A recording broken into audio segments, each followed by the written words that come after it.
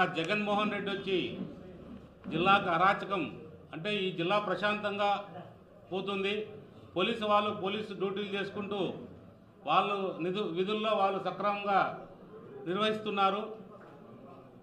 మీరే చూశారు, చాలా తెలుగుదేశం పార్టీ నాయకులైనా కూడా తెలుగుదేశం పార్టీ మీద కేసులు పెట్టే స్వేచ్ఛ మా నాయకుడు, ఏదైనా తప్పు చేస్తే ఇచ్చేదానికి స్వేచ్ఛ మా నాయకుడు ఇచ్చాడు. అలాంటి ఈ పరిస్థితుల్లో అతనేదో నిన్న వచ్చి అతనే దౌర్జన్యం చేస్తూ అతని కార్యకర్తలకి తప్పదాగిచ్చి అందరినీ కూడా ఆ హెలిప్యాడ్ పైన ఉద్దేశంగా ఉసుకొల్పి అందరినీ కూడా ఒక అరాచకం సృష్టించాలనే ఉద్దేశంతో నిన్న రావడం జరిగింది. ఏది ఏమైనా కూడా అన్న చెప్పినట్టు బీసీ వర్గానికి చెందిన లింగమయ్య చనిపోవడం నిజంగా మా అందరికి కూడా బాధే. ఒక చిన్న సంఘటన అది వాళ్ళ కుటుంబాన్ని కూడా బాధ పెట్టడం జరిగింది. ఏదేమైనా కూడా కుటుంబాన్ని ఆదుకుండేది పోయి ఇతను వచ్చి అక్కడ జేజేలు కొట్టించుకోవడం. ఎందుకంటే అందరూ తాగుబోతులు అందరూ కూడా ఉన్నారు. ఎక్కడైతే నాయకులు ఉన్నారో వాళ్ళ నాయకులు కూడా ఒకసారి మీరు నాయకుల ముఖాలు కూడా చూడండి. వాళ్ళు ఎప్పుడు కూడా అరాచకం వైపే పయనించే నాయకులే.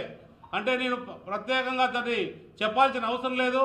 నాకు కూడా కొన్ని జరిగాయి, మీరు కూడా అందరూ కూడా ఆ రోజు ఉన్నారు. అందరూ కూడా ఏ రకంగా వాళ్ళు అరాచకాలు చేశారో కూడా అన్నీ కూడా అభివృద్ధి వైపు కూడా ఎక్కడ పడితే అక్కడ అడ్డుకోవడం, ఎక్కడ పడితే అక్కడ తొక్కేయడం, ఎక్కడ పడితే అక్కడ ఇంట్లో నుంచి రాకుండా అరాచకం చేయడం, ఏదైతే 2019 నుంచి 2024 వరకు చేశారో అన్ని అరాచకాలు చేసి ఈరోజు నిజంగా ఎవరు పరిపాలనలో వాళ్ళు సక్రమంగా జరుగుతుంది.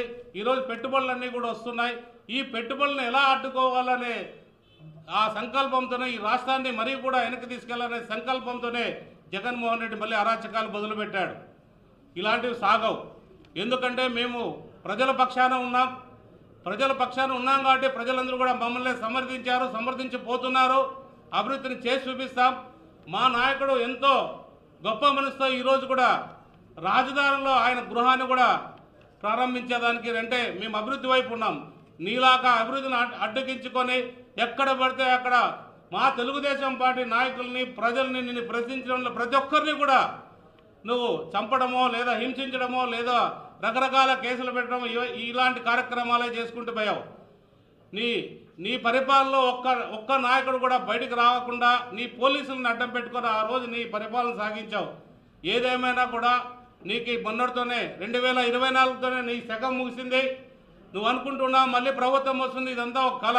ప్రజలకు కూడా తెలుసు ఇలాంటి సైకోని మరీ కూడా తెస్తే మన రాష్ట్రం పూర్తిగా దివాలా తీస్తుంది. ఇలాంటి సైకోని ఇంకా 10 ఏళ్ళు దూరం తరవేయాల్సిన అవసరం ఎంతైనా ఉందంటే ప్రజలు గమనిస్తున్నారు.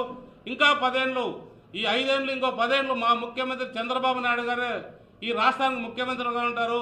మేమందరం కూడా ప్రజల పక్షాన్ని నిలబడతామని మీ అందరికి కూడా తెలియజేస్తున్నాం.